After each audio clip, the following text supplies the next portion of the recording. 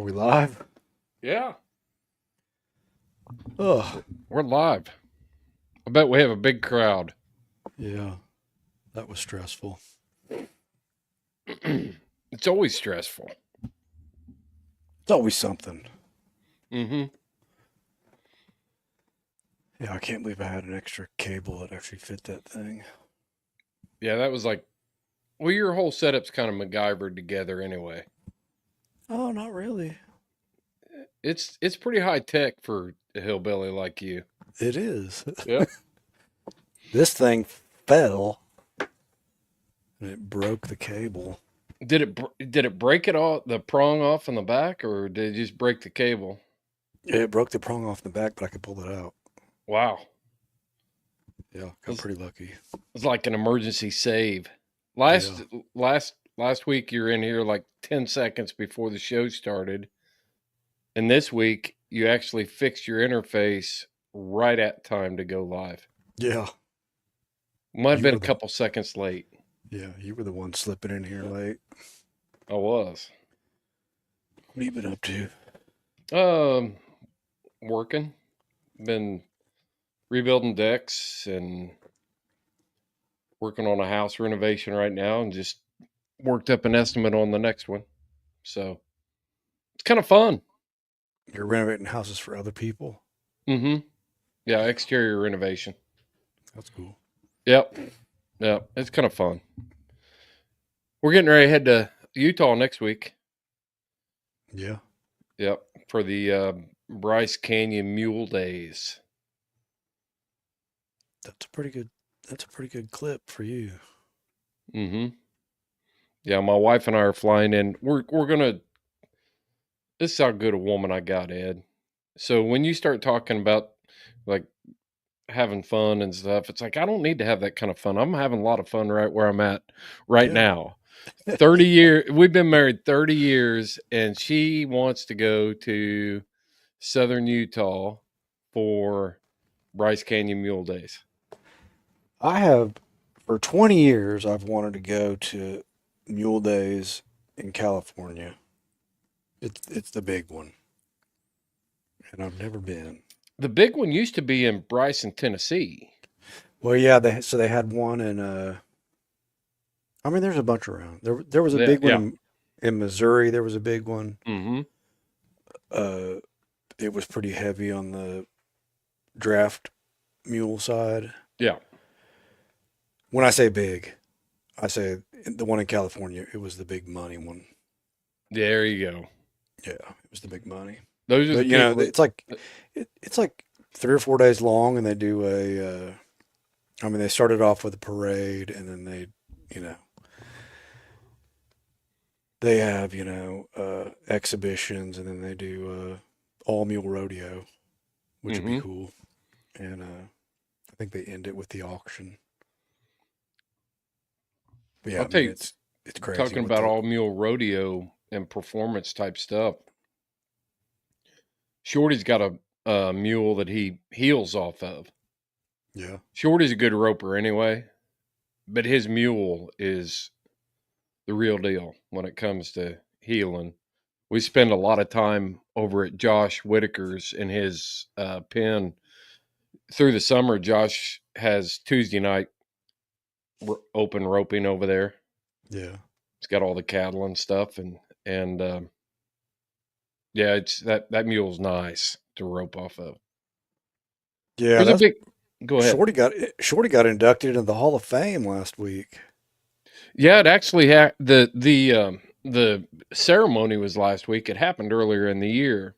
Yeah, Yeah. I remembered he had said something about it. Or actually, the Well, ceremony is May. May 16th, I think. That's right. That's Yeah, right. they announced it last week. That's pretty cool. Mm-hmm. When's the uh, when's the Oklahoma Dog Hunters Convention? That's gonna Is be it 17th? 16, 17, 18. Yeah. I was Probably going to say it'd be 7. cool since I'm coming out there anyway, just to run down there to, if we could go before. I didn't know how it was going to lay out, but if we could go before and go down and watch Shorty go into the Hall of Fame. That'd be cool. Yeah, that'd be cool. When I saw the dates, I was kind of like, damn it. Yeah. Yeah, I would like to be there. Where it's in Fort Worth? Yeah, somewhere down in Texas. I didn't pay attention to what town it is. I think it's Fort Worth, which isn't that. I mean, from here is only 5 hours, 5.5. Yeah, it's not bad for going somewhere in Texas. Yeah, it's just across the border. If it's in Fort Worth, I think it is. Mm-hmm. Yeah, Shorty may not even show up. Who knows? There's no telling. Surely he will. You got to, man. If you're going to get inducted into the Hall of Fame, you got to show up. Yeah. I got to call him and see if he's going to make it or not. I've always thought we should have like a dog hunters Hall of Fame. Well, there are a few. Is there? Yeah. Yeah, What are like Tennessee Bear Hunters has a Hall of Fame, and T.L. Jones' grandfather's in that. And then West Virginia has one. Homer Fielders and Holman Fielder is in the West Virginia Bear Hunters Hall of Fame. A lot of the breed organizations have Hall of Fame for lifetime members and big game hunters, and yeah, there's a lot. There's quite a few out there. I guess I've never heard of that. Yeah, Yeah, maybe ODHA should do that and start a Oklahoma Dog Hunters Hall of Fame. yeah. Probably just make people mad every time we pick somebody. You think? Yeah, I bet you it would. Well, I mean, it's that's what a lot of it turns into. You know, it turns. still worth doing, but Hmm. why didn't I get picked? You know? Or so and so's buddies always get picked. Yeah, You know what I mean? yeah. What happens a lot of time in these breed organizations is a group rises to power and then they become clannish, and then they are the ones that approve all of the nominations. And in the past, I haven't kept up with it, but in the past, I know there's been a little bit of nepotism going on there about who should be inducted. And I mean, but that kind of stuff's gonna. I mean, so like if Oklahoma did it, uh, I can only pick people I know. I can't pick people I don't know. So Tanner and Cody are in. of course, it's gonna look like nepotism because I know them. But Yeah, yeah. how would I pick somebody I've never heard of? But how do you be objective about it?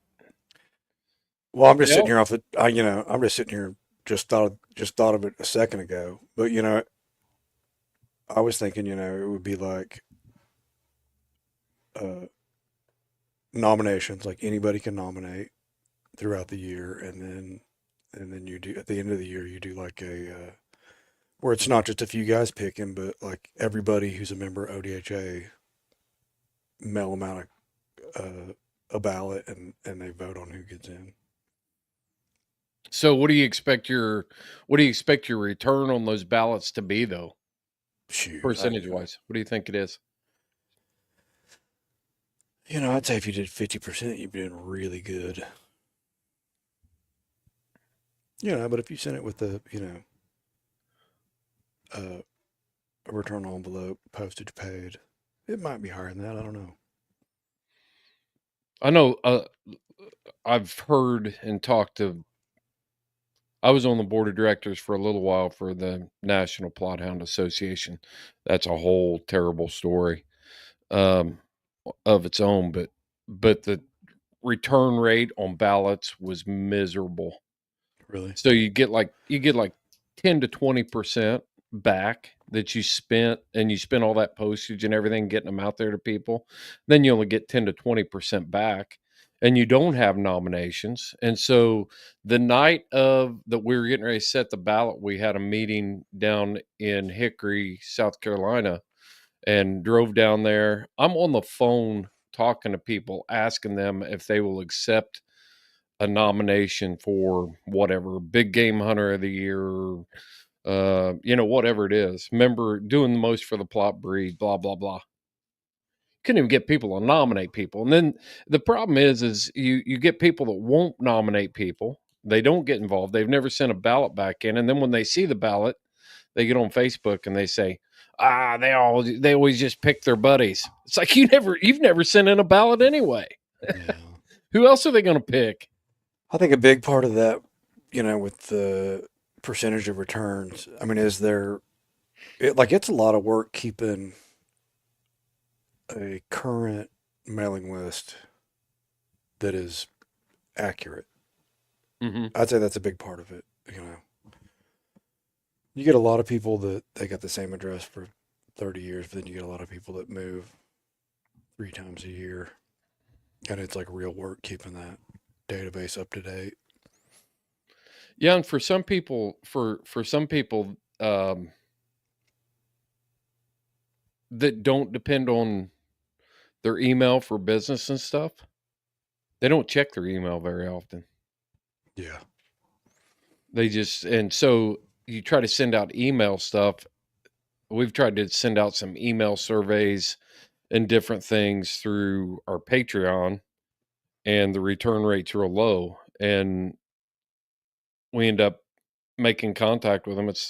I've talked to different ones over the years, and it's like, hey, do you ever see our email? It's like, I don't check my email very often, and it gets buried. Like my yacht, I keep one email account for all the spam and all the crap. So if you're ordering something from some company online, I always give them my Yahoo address, and it's just full of crap. Oh, And yeah. I'll look through it and kind of scan it, but most of the time it's just like mass delete, mass delete, mass delete, because I know it's just junk. Yeah. Yeah. I mean, I check my email probably 40 times a day, but it's, Mm-hmm. business. Yeah, I get a lot of people don't do that. Yeah, you've got So, but you're running a business too. yeah, and a lot of it's internet based. Mm-hmm. So when you guys, with the plot association, did you actually mailed physical letters or just emails or both? No, back then it was all snail mail, Yeah. U.S. Postal Service type stuff. Yeah. Yeah. It's something to think about. So what would be the parameters for like Dog Hunter Hall of Fame? What are the qualifications? I don't know. You're putting me on the spot. I just had this idea like 5 minutes ago. Well, let's hammer it out. I don't know that there would be any massive qualifications. I mean,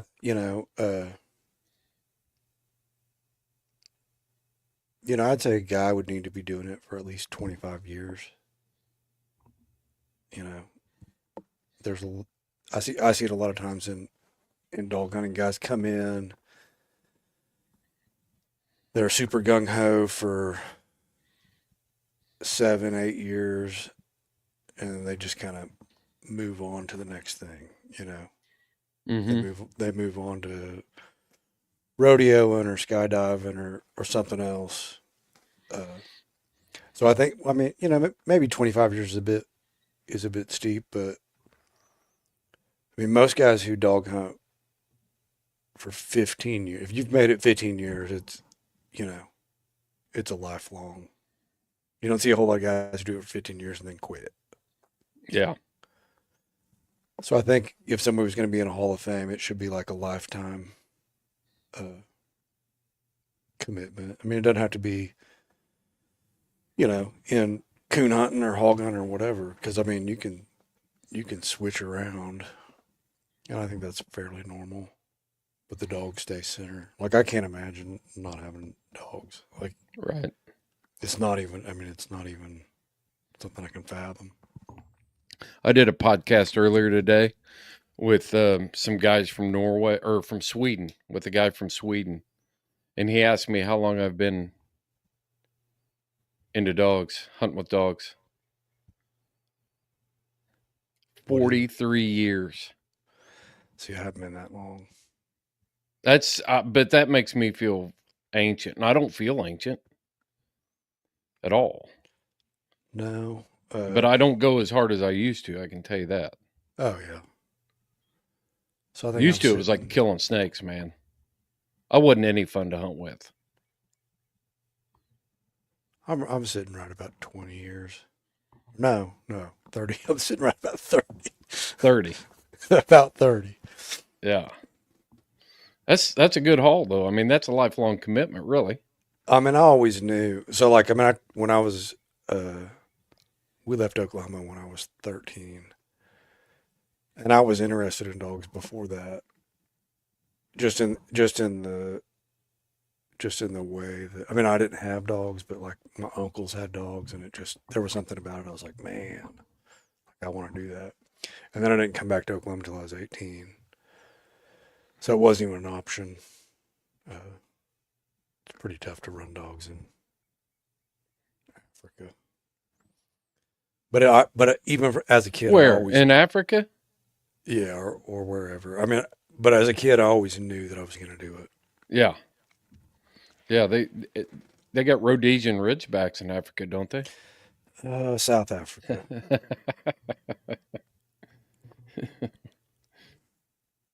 They got They got some pretty interesting dogs in Africa. yeah, you could have claimed it or tamed a dingo or a hyena.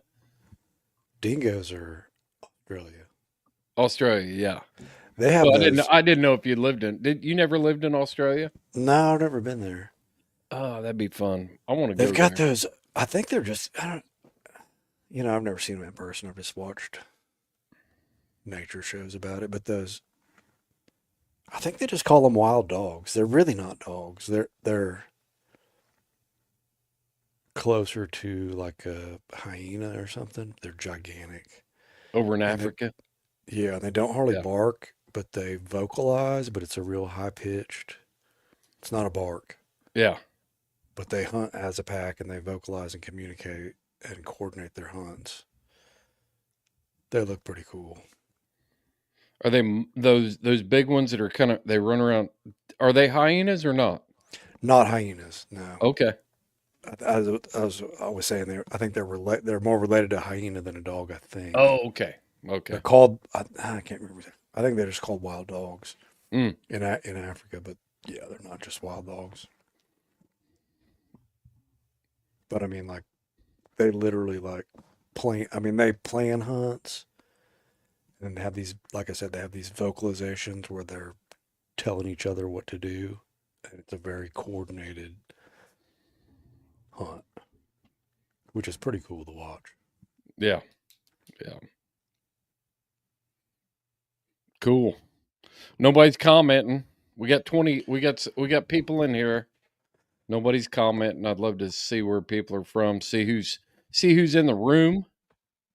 Yeah. Who's hanging out with us tonight? See if the regulars are back. They've been tracking what's going on in Colorado or in California. I keep saying I've talked about this issue all week in California. Man, I haven't. I've seen a couple things, but every time I see it, I'm busy, and I've been meaning to circle back and see what's going on. But Well, last week, AB 818, which was the bill that was going to put into the management plan non-lethal um, non-lethal methods to help mitigate some risk to livestock and humans from mountain lions. So basically, it was took the Bart George study about the hazing and the effectiveness of houndsmen hazing mountain lions, and then getting them used to hearing the sound of dogs and different things, and how effective it was up in Washington. They wanted to put that back in the plan in California because there were a couple kids out that were attacked. One of them was killed, and so that went to committee last week, and basically it got gutted and stripped and by the Mountain Lion Foundation. Anything to do with hounds, houndsmen, any of that sort of stuff, it got completely stripped out of the bill. And I was just like, I watched the interview and the press conferences, and I've been talking to some people in California about the whole thing, and it's apparent to me that the Mountain Lion Foundation is not interested in saving mountain lions. They're more interested in lining their, padding their bank account and making themselves rich. And they definitely don't care about human safety or livestock ranching or agriculture. What was happening out there was an opportunity for houndsmen to use their hounds to save mountain lions, to push them back up into areas and avoid aphis and because any mountain lion that is considered a depredation lion is contracted to a government hunter, and they go out and they kill it and they throw it in a landfill. Yeah. And Mountain Lion Foundation supports that. They Yeah. support that. They support the wanton waste of mountain lions and um, and dumping them in landfills. That's Well, I mean, what they that's, support. And yeah, I mean, that's, they value I don't even know that they value mountain lions' lives more than humans' lives. I don't think they value either human or mountain lion lives. yeah, I mean, that's what you see over and over with these groups that are, you know, an association for mountain lions or whatever. They really don't give a shit about the mountain lions. It's just like a front for animal rights. Garbage. It's a moneymaker. Yeah, which that's what I was getting ready to say. Which isn't even they're not even really for animals. You know, it's just a way to siphon. They do not want to fix the problem because they cannot. If they fix the problem, then they can't appeal to the Emotions. fur Yeah, baby mamas to donate $12 a month to their cause. yeah. Like, so California, they're creating. They've been doing it for decades, but I mean they're creating an environment where predators are losing their natural fear of humans. Like, it's been a long time ago, but I saw uh, somewhere in California. It was kind of a suburban area, but like they found this mountain lion living in the crawl space of this house, and Mm-hmm. she'd had kittens underneath the house. The house was occupied by humans, Right. and they just said, well, she just had kittens, so they just told the homeowners, like, you're just gonna have to live with this mountain lion underneath your house till she raises up the mountain lions, and then we'll see if we can relocate it. You know? Like Hatchet Jack living up in the cave with a female panther. Remember that out of Jeremiah Johnson? Oh, yeah, yeah, yeah. Yeah. Ain't that Hatchet Jack's rifle? Yeah. He lived with a panther up in the mussel shell. She never did get used to him. Pretty hard to tame. Yeah.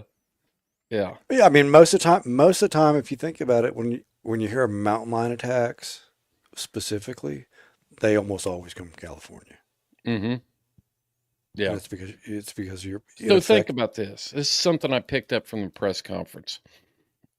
These boys' uncle is the spokesperson for the family, and he's been real active. He's a writer and stuff, and he's written articles about this bill for the New York Times and different places. But he brought up an obvious point that made me start thinking. For the last 30 years, mountain lions have been completely protected in the state of California from the public. Now, government permits have allowed mountain Yeah, lions to be taken. So, how many generations of mountain lions have grown up where they were born near an urban center? They've hunted in around the outskirts of neighborhoods, and then they got to the point where they would just walk down the street, and their mom would take them down the street. We have these mountain lion. I want to see a study. How long does it take to habituate a population of mountain lions? How fast is that population evolving into an apex predator that has no fear of humans? I mean, I would say two. You think? I mean, just totally. I don't care. I'll lay on top of this rock fence and watch you walk down the street unless Yeah. I'm hungry, and then I'll eat your kids and you. Yeah, or your pet chihuahua or your Hmm. cat or whatever. Yeah, I mean it's ridiculous. I mean there has, I don't want to. I don't adhere to like the 19th century idea of like we just got to kill everything, kill them all because we can't live together. I mean we can't live together. But if we're going to live in close proximity, then we have to train those predators that humans are on top, and they need to at least try to stay away from us. And California's not doing. There's a lot of states not doing that. No. Well, they're doing the same thing. The wolves have been habituated to the sound of a treeing hound in the northern Rockies. That's like ringing the dinner bell for them.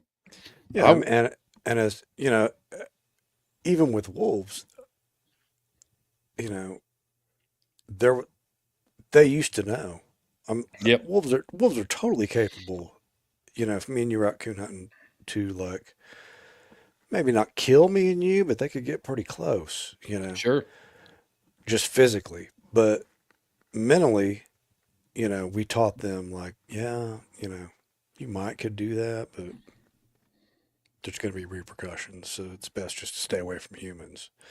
And we're getting rid of that, that part of it, which is ridiculous. Right. Well, Dr. Uvarius Guys wrote about wolves. He was a lifelong scientist, wildlife biologist. He was one of the authors of the North American Model for Wildlife Conservation.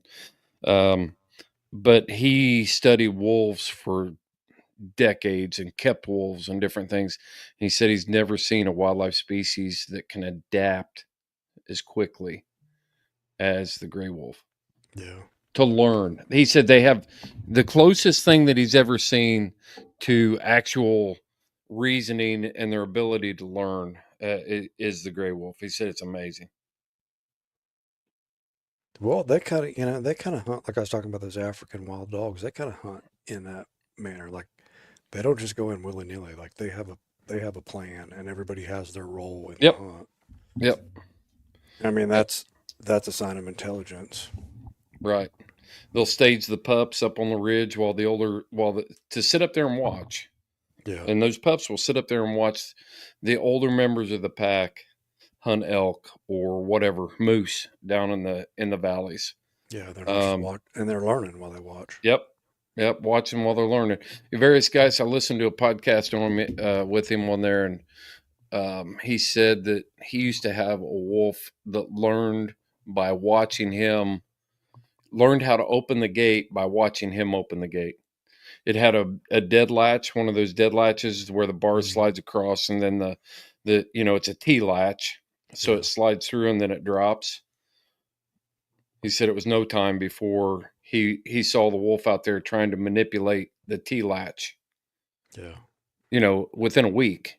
And so now he's putting safety latches and different things because that wolf was sitting back and watching him. Yeah. I mean, it's pretty cool. Yeah, it is. Unless you got a bunch of calves out there. Exactly. Exactly.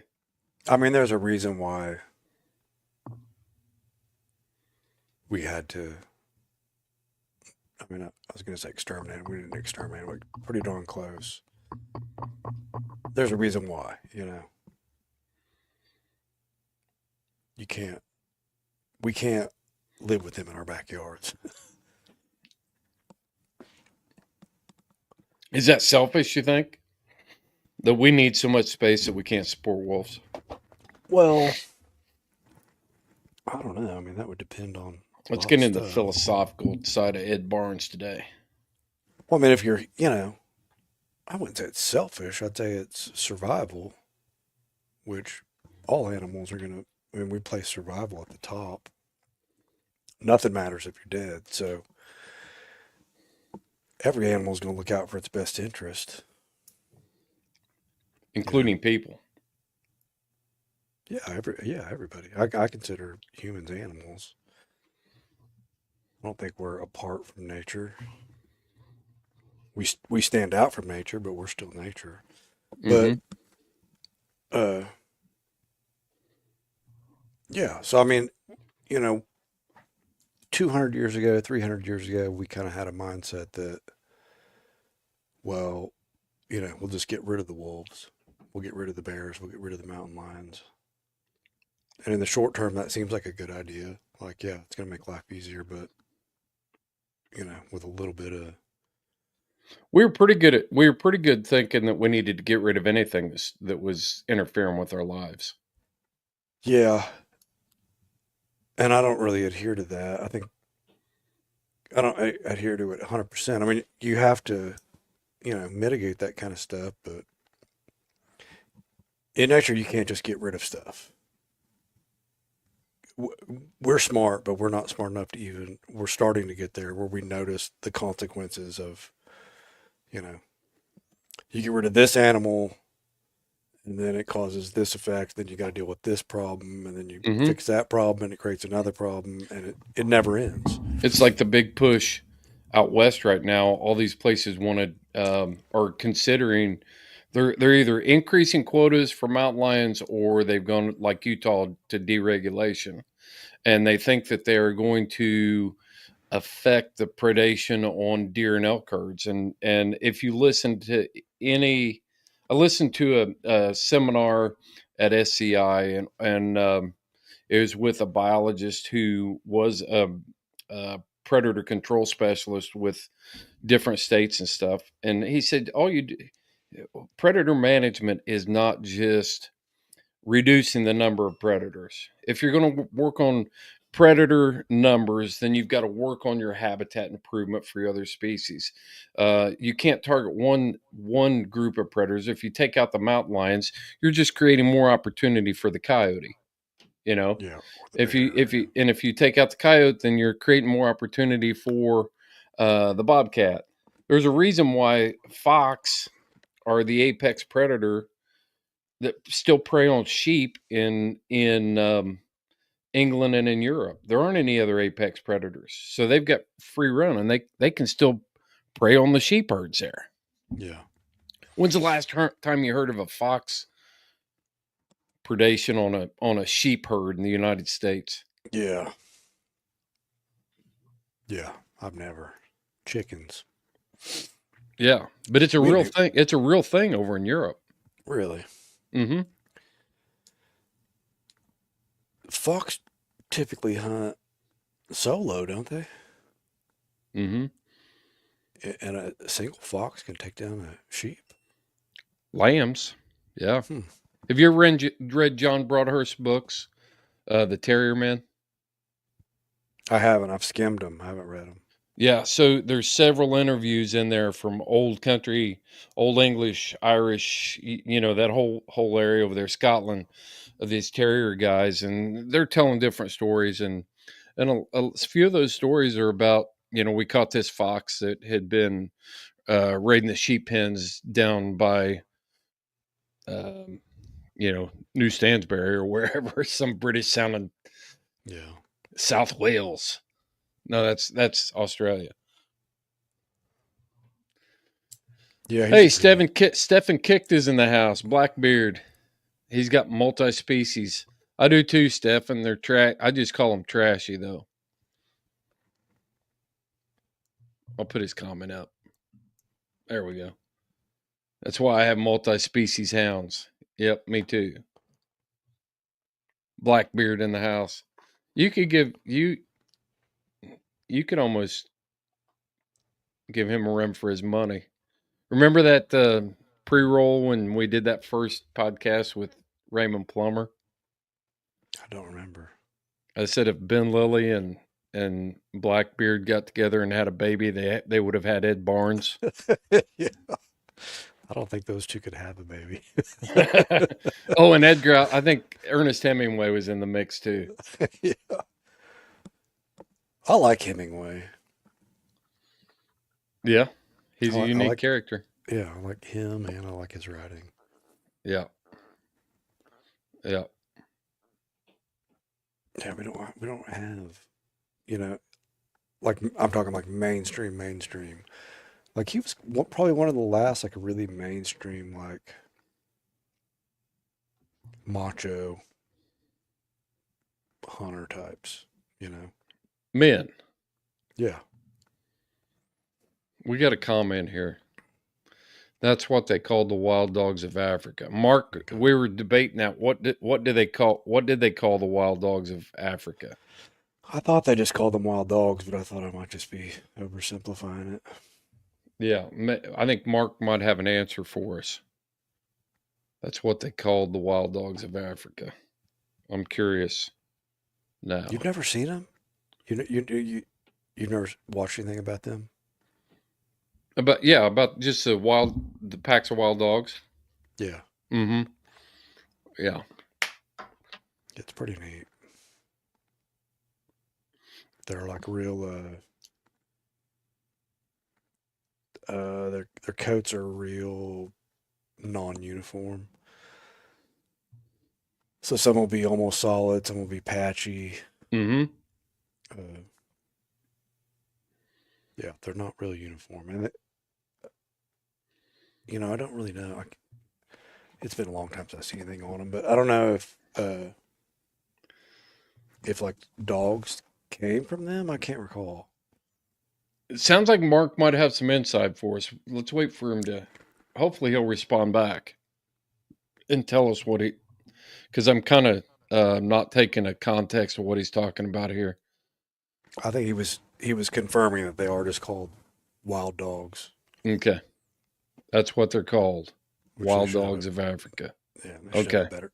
They should have a better name because it just sounds like it's some domesticated dogs that have gone feral, but that's not what it is. okay, all right, I got you. Yeah. See, this is why I don't read a lot of Hemingway. I my reading comprehension isn't very good. Oh, Hemingway is super easy to Oh, I know. comprehend. I'm Yeah, just commenting on it. he's all about the real short, non-flowery sentences. Yeah, yeah. So what's happening in Oklahoma next week? Besides, is the 80 Mule sale going to be going on the week of ODHA? Oh, is it? I don't know. Let's see when the dates are. Yeah, I don't know. I thought I Kind saw of, a date for it. I forgot about that. And how do you pronounce it? Ada or Ada? Ada. Okay. You always or correct me on. Oklahoma. Oklahoma town names are tough.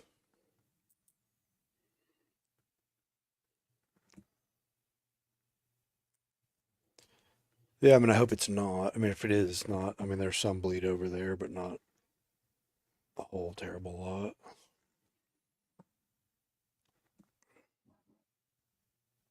Hmm.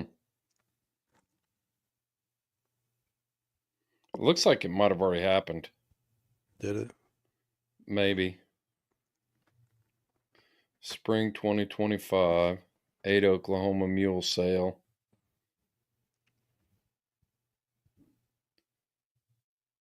All they've got posted is their catalog that I'm finding right now. Let me keep looking here. That's a pretty good sale too. Mm. Kelso's Mules has something on it.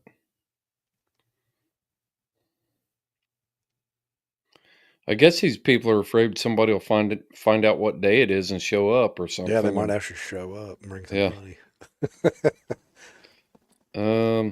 Saturday. It says Friday, 10 a.m. The fall sale is October. We're not looking for fall sale. I think it's earlier in the spring. I think it's closer to Uncle Earl's. I think it. I think it start. I think it already happened. I think it happened April 12th. Yeah. Yeah. All right.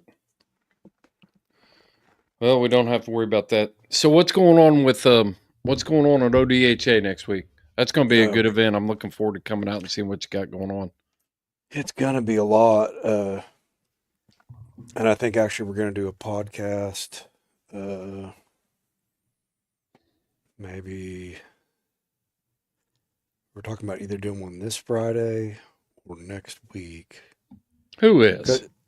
Well, I don't know. I'm going to get me and somebody else that's organizing it to do a podcast because there's too much. I mean, if I get online and just type out everything, it's overwhelming. there's too much going on, so I thought we'd do a Well, let's do it live. right now since you don't have a plan. Well, I mean, we can. I mean, I don't have my notes in front of me, but yeah. So we're gonna kick off Friday. I mean, I'm gonna be there Friday morning. There's gonna be a bunch of people that I've already talked to that plan to be there Friday morning, but yeah, it kicks off Friday evening. I'm running off the top of my head, and there's too much stuff in my brain right now. Let's But start off. I'll interview you over it. When okay, is Oklahoma Dog Hunter Association convention? When is it? it's we're calling it an expo. Okay, It's Expo. it's kind of a convention though, but it's going to kick off Friday evening. We got a UKC. What's the date? There's a Friday every week. It'd be May the 16th. Okay, May 16th. We got a UKC bench show at 6 p.m. and a UKC coon hunt at 8 p.m. and then at midnight on Friday. And then there's a hog hunting tournament that kicks off Friday evening at 6. They don't have to. They don't have to be in Poto at 6.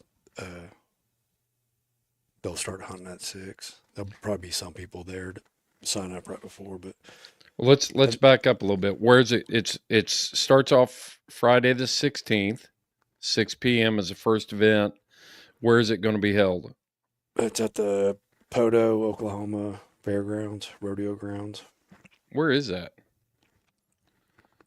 It's kind of northeast, central east Oklahoma. Okay. I mean, we had to pick a spot, and we really wanted to pick a spot a little more towards the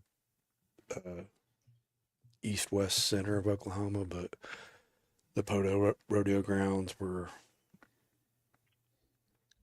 the best place that we could rent for the money. So Mm-hmm. maybe next year we'll do a little bit further west. But yeah, we got great facilities there. There'll be indoor vendors, outdoor vendors. We got What sort of vendors you got coming? I mean, of course, we got a bunch of dog supply vendors coming. We've got guy a guy who makes knives coming. We got Paul Greenwood coming who makes dog horns. Uh, there's gonna be a upland and a waterfowl dog guy there. I mean, you know, I don't have my notes in front of me. There's gonna be a bunch of vendors, You got a but youth hunt. I see you got a youth hunt. we got a PKC youth hunt Saturday night. Okay. And Am I getting ahead of us here? What are we doing Saturday during the day? Because I'm coming out. I'm being nosy here. Saturday during the day, we're gonna have a dog trade. It's free to set up for the dog trade. Uh, we are trying to keep we're trying to keep it. It's not going to be a flea market. It's going to be dog hunting, horse centered sales only. And then all through the day, Saturday we'll have seminars running. Mm-hmm. Chris is gonna do one seminar, and it'll be we got like Paul Greenwood's gonna do a seminar on making and using dog horns. I'm gonna do one on what you should do on the legal end of things if you have a dog get shot. You're Mm. doing one. You're doing one on social media, using social media. I wish I'd have thought of the don't shoot my dog deal. I'd have jumped on that. Yeah, you could do it with me if you want. I can help you with it. We did Yeah, that 3-part series called "Don't Shoot My Dog" for the podcast. yeah. So we talked about the victim. I interviewed a guy that had his dog shot. We talked about what to do during the investigation phase. That was part 2, and that was a friend of mine who's a state police detective. He's also a coon hunter. And then the third part was what to expect during the prosecution of the case, because I think a lot of people get lost in that. Yeah. It's like, why hadn't anything happened, and they called me to come to court, and then there was a pretrial meeting, and then they continued the case, and so I had my former prosecutor who went on to serve as a deputy attorney general for the state of Indiana. Now he's a judge, and he sat down with me and laid it all out. This is why this happens. This is why it's a slow process. These are the kind of questions you should be asking of your prosecutor. What you can do to help your case be more successful for prosecution. I mean, Yeah. there's a ton. If people call me about, hey, and it'll start happening again because it's spring, and it seems like dog shootings always start happening in the spring. They pick up as it gets closer to fall. Um, but the first thing I tell everybody is ask them is, have you listened to the 3-part series on Don't Shoot My Dog? Yeah. And that's why we want to do it. I mean, we've tried really hard to educate people in Oklahoma what to do, and I get a ton of calls, usually close to deer season or at the beginning of Mm-hmm. deer season. And lots of times, you know, it's a week later, 2 weeks later, and Right. they've already lost so much ground. So what I want to try to do with the seminar is get in everybody's head. Like, I mean, literally, the minute that your dog gets shot, you've got to get to work and you got to do the right things right from the beginning Exactly. if you want to be successful. But yeah, we got a number of you know, not all the seminars are that heavy. We're trying to keep them to about an hour. Uh, I'm still trying to work out the schedule on exactly when they're all going to be, and we'll post that. But they're going to start about 10 o'clock in the morning and probably Mm-hmm. run till 7 in the evening. Uh, yeah, and then Saturday we'll be doing a treeing contest. You gonna put that call in it? I probably won't, cause she's not really a tree dog contest winner. She's got a she's got a ball mouth. She's not real choppy. But yeah, so we'll be doing a treeing contest. Then we have like an open bench show, which it's not sanctioned or anything. It's just, I mean, there might be a bulldog right here and a Catahoula next to it and a mountain cur next to that. What So I mean, about a it's Yog Terrier? sure, it's not, it's mostly for the kids. It's not real. I mean, how do you judge a bulldog against a jag terrier? Right. So I mean, we're just kind of looking for uh,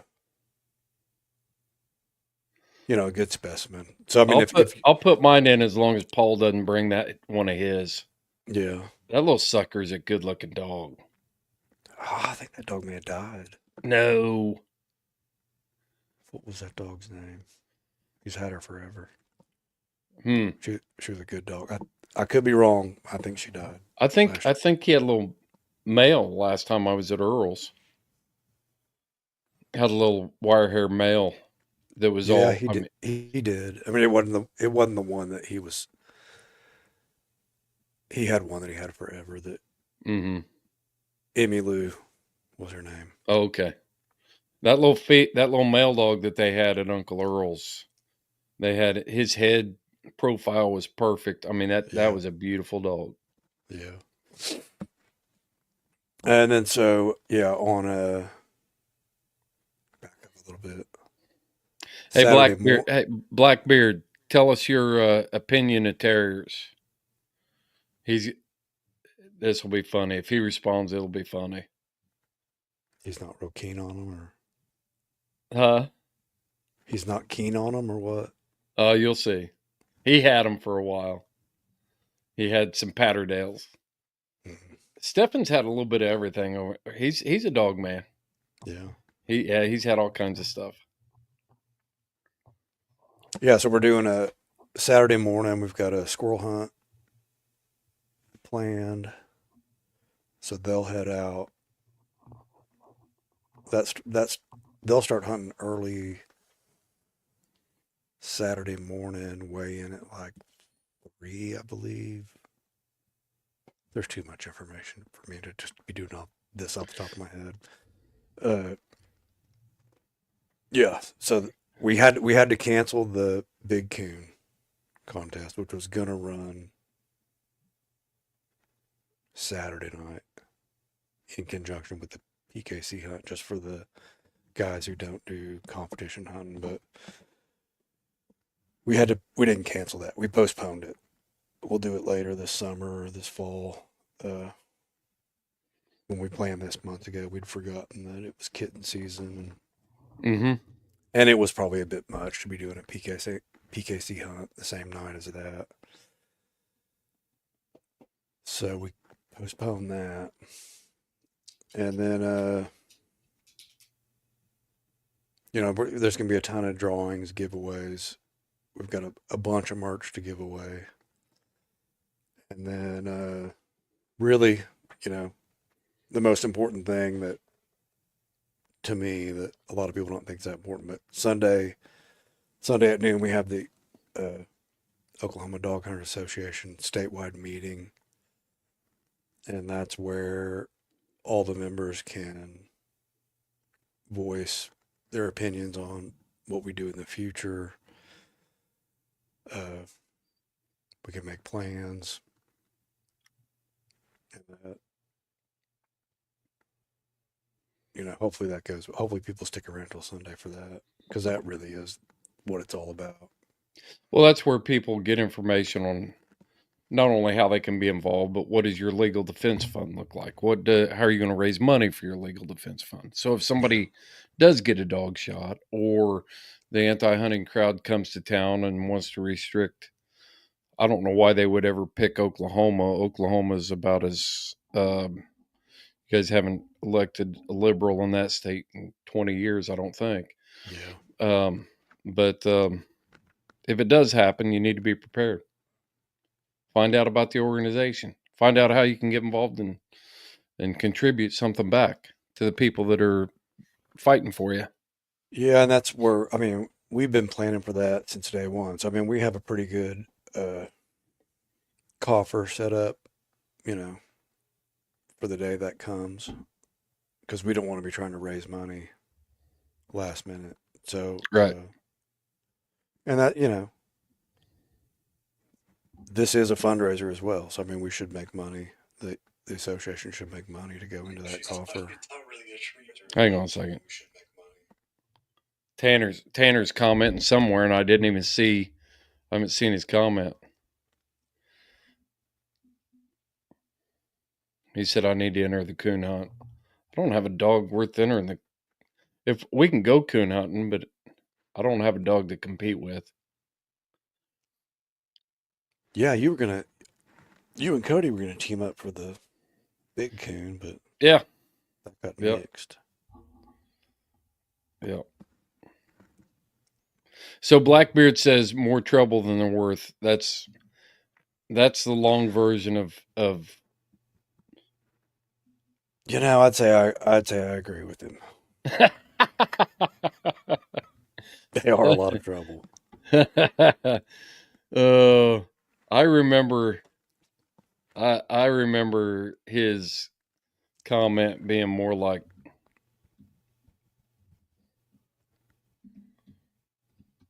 this.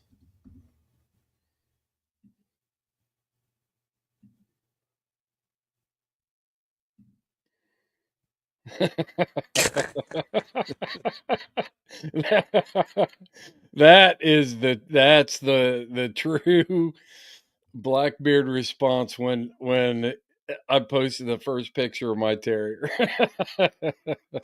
They're just kind of, so like terriers just have a different brain. So I've always said that terriers are like hyperactive ADHD 12, 100%. 12-year-old boys. So yeah, it can be a handful. Where it gets good is if you can break through to that dog and and get into their brain and make it work with you. If you can Mm-hmm. do that, man, you have got something. Mm-hmm. But I mean, they're all like that. I don't care if you're talking about uh, Patterdales, Jags, or Airedales. Yeah.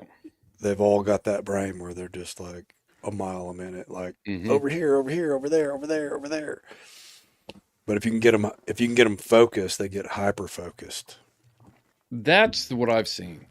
It's like tunnel vision, total auditory exclusion, tunnel vision type stuff. And I just went into it with the attitude that if you can train them Belgian Malinois, like send them on a full send, they're gone and they got the bad guy. You have to be able to stop that Malinois between it and its quarry and its target midway to halt, sit, and watch. If you can do that with a Mal, you can do it with a you can Yeah, manage a terrier. I've got very limited experience with Yog terriers, and some people don't want them like this at all. But like Tough, well, you saw him in New Mexico when yeah. we hunted with him, We left a sow and a cub in a tree, and he followed us back. and all I said was, done. Let's go." Now I've got to raise my voice with him more than I do the hounds, to get his attention, and it took a little more physical intervention, to get through to that brain. But it's just from like he's lives in the house with us, and I think there's something to it. He understands body language and nonverbal cues and Oh different yeah, things like that at a level that if I did keep him out in a kennel, if I keep him in the kennel, like when I'm gone, if he goes in the kennel for extended periods of time, he is a basket case. yeah, And so if I only had him and only had time to hunt him, on the weekends or something and got him out on Saturdays to take him and hunt, he would be a menace to society and the world. yeah. Menace to the world. He would. He would totally depopulate the world of cats, birds. The sucker will hunt carpenter bees. Anything. Yeah. If a He will sit on the porch and try to catch carpenter bees. I've got videos of him, me killing carpenter bees, them hitting the deck, and him going over and grabbing them and shaking them. Yeah. It doesn't matter. He's got to be into something all the time. Yeah. I'd say like if somebody starts, like if anybody out there, if you start thinking you're pretty good and you think you're a dog man, get a terrier. And if it works, you might be, but you're going to Um, find out real quick. yeah, yeah, for sure, for sure. What else we got tonight? Chris Watts, an anecdote of a houndsman. He's keeping an eye on the California vote going on out there. I'm sure he'll have an update on that on Yeah. his live tomorrow night on that. Um, hey, one thing we got coming up that you're going. Are you still going with me to the Yeah. horses, hounds, and mules sale? Yeah. All right. July 16th. Are we gonna bedroll it? We're gonna just bedroll and camp in the Well, parking lot. you're not getting in my bedroll, but yeah, I'm going to bring a Well, bedroll. it's Raw Dog, and this is Unprotected Podcast. So I was kind of throwing out an invite there for you. Yeah, I'm not doubt. I didn't think we were going to stay at the Hilton or anything. uh, well, I've got. So the cool thing is we've got some sponsorship lined up. Friday night, I'm working with Trey and Wade. We're gonna make a Southwest Fiesta type environment for Friday night. There's going to be a taco bar. United Houndsman of Colorado is going to be serving. They're going to have a cash bar. It's going to be a fundraiser for them. We're going to have some live entertainment. We're going to have some mule races on Friday night. Cool. We are, Josh, we spent the first part. We got a comment right here I want to address real quick. What are you guys hearing about California? Probably don't care, but No, yeah, I don't know. we I don't know for why he sh- doesn't think we we for sure care, but care. Yeah, we for sure care. But we covered about 20 minutes of California stuff at the beginning of this live. So big rally today in Sacramento or over 1038. According to Chris Watson, it looks like they're out for a vote right now on 1038 for the commission meeting. So um, yeah, we don't know. We're waiting like everybody else. But getting back to horses, hounds, and mules. So in the past, I think this is their fourth one that they're having. And in the past, it's just everybody shows up and kind of hangs out on Friday night, and we're going to structure it and provide a little more entertainment and stuff for Friday night, and then Saturday is going to be the preview, the sale preview, and you can meet the owners and people that have stock and hounds for sale. And the sale will be Saturday afternoon, and it's going to be at the Tucson Ranch on July 18th and 19th outside of Durango. So if you've never been, if you're looking for a place to go in the West for houndsmen, and even if you're from back east and you want to take the family out for a vacation, this is a great event. They got trail rides on Friday. There will be mule events on Friday and Saturday. There'll be the sale. There's all kinds of stuff going on. There's If plenty you're of going, stuff to watch too, though. If you don't got oh to yeah, go, and yeah. just the conversation you go. There's going to be some, it's a meeting place. The last year the Derringers were there, Josh and Jason Whitaker were there, Shorty was there, Van Johnson. I mean, there's some pretty stout individuals in the hound hunting community that show up to this thing, and just listen, walk up and talk to them and interact with them and hang out and do what houndsmen do.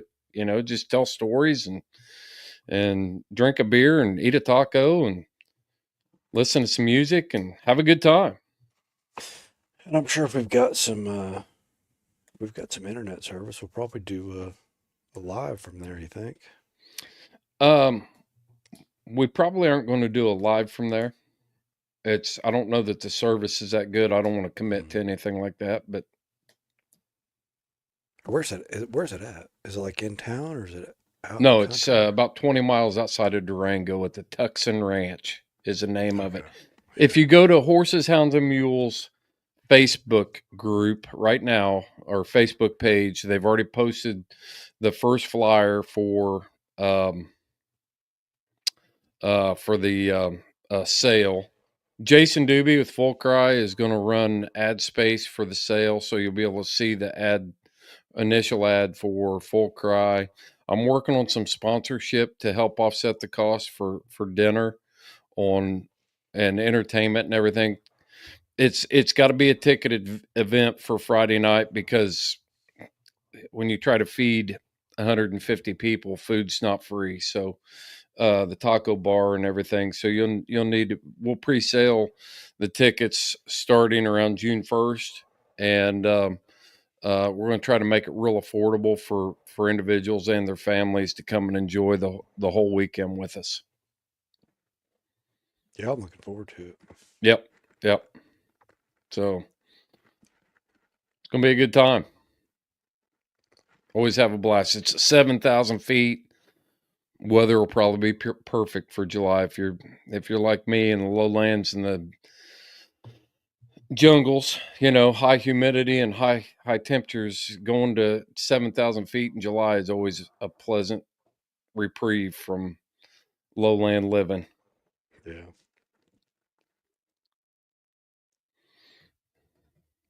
Yeah, I'm looking forward to it. It's the 18th, 19th. Yep, of July. So July 18th and 19th, Durango, Colorado. The 18th is Friday. Yes. Yep. So I'll probably be swinging, since I'm help coordinating. I'll probably swing through, and we need to leave your place on the 16th so we can be there on the 17th and scope everything out and get things set up and finalized. Yeah, that works for me. All 17th is right. my 17th is my birthday, so I Heck expect yeah. I expect a cake. A cake. A birthday cake. I'll buy you dinner. We'll go to Okay. we'll go somewhere and have them sing "Happy Birthday" to you in Spanish.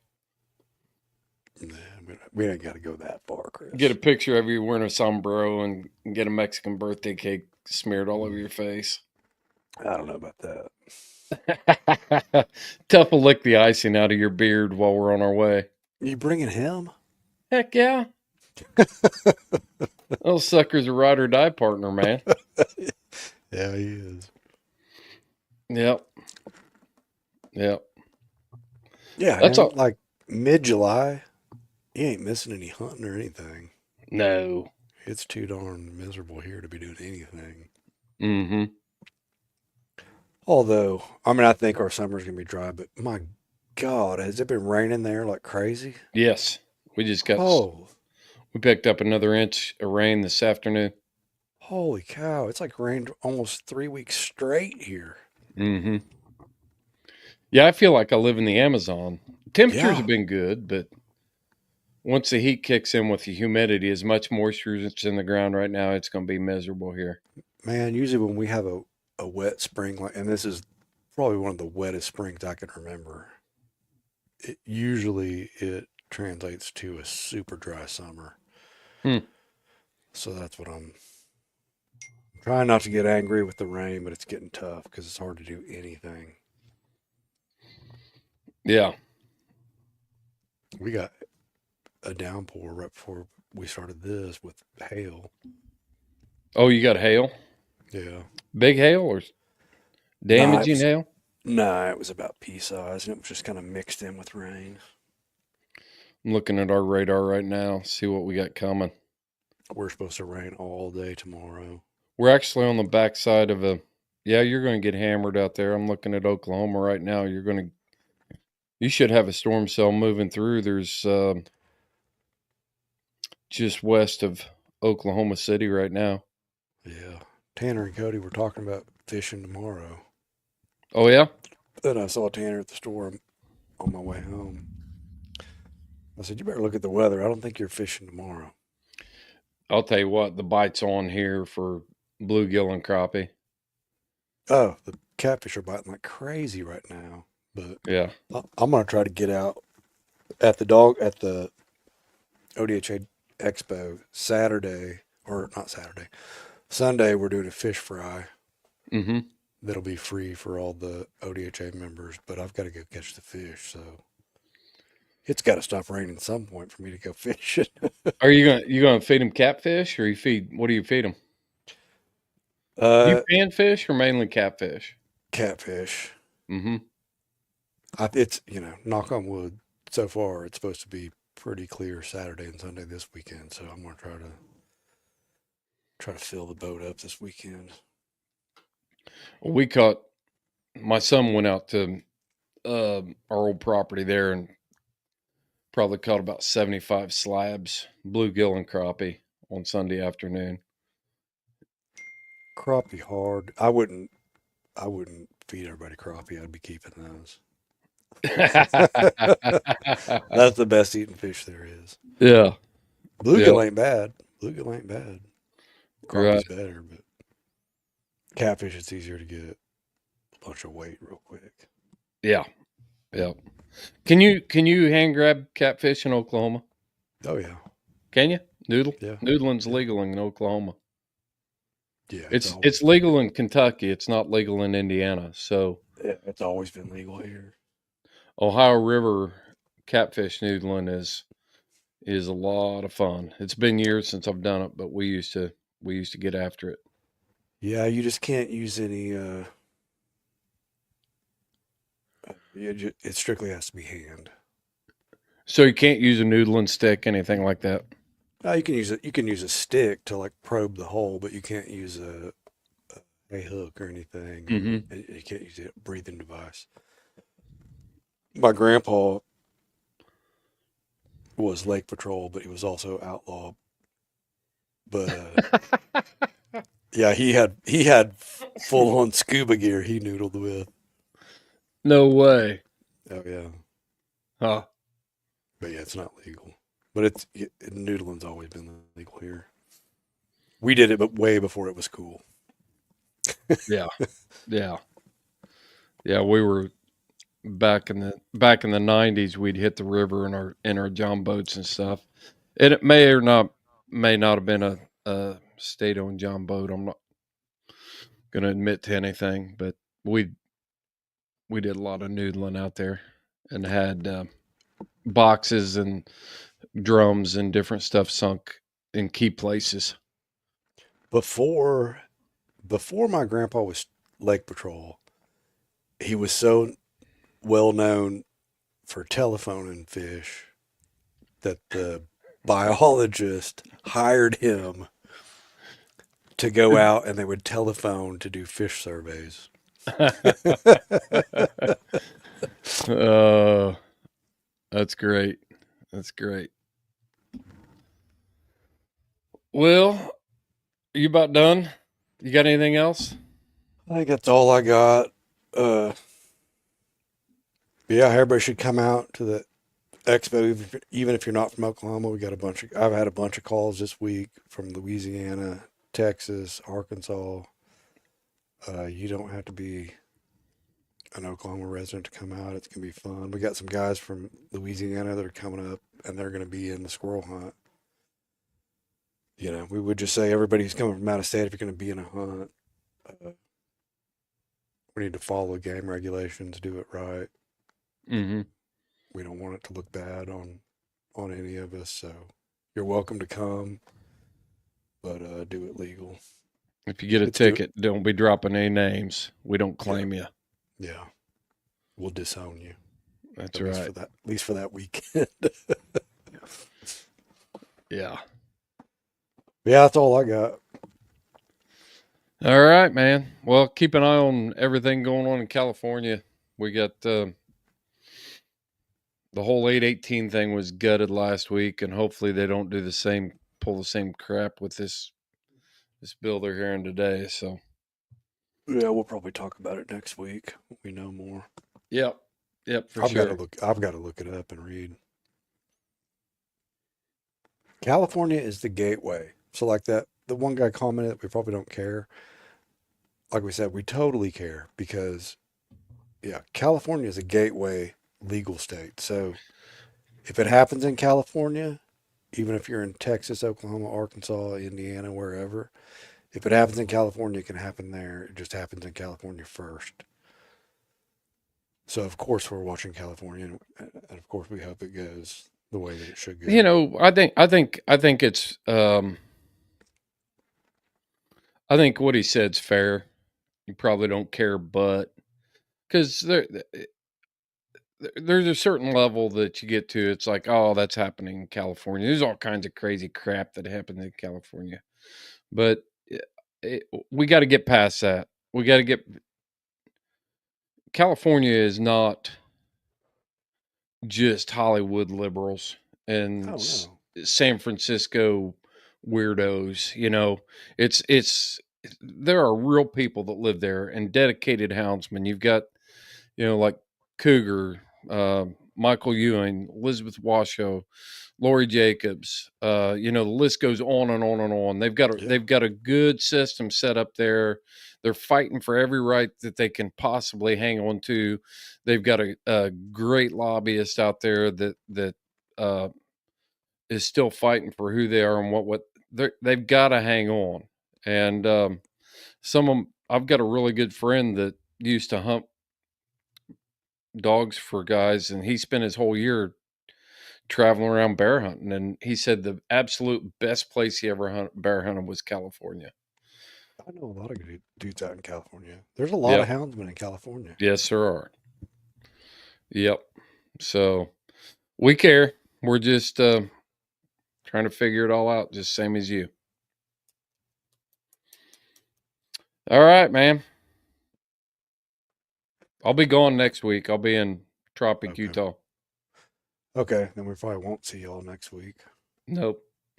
We can do a pre-roll to the Oklahoma Dog Hunter Association convention again and see what new developments you got. We'll see you in a couple weeks. Yeah, and if we got some service out there, we'll try to do it one night or something. Sounds good. If, but yeah, we'll see y'all at some point. Talk to y'all later.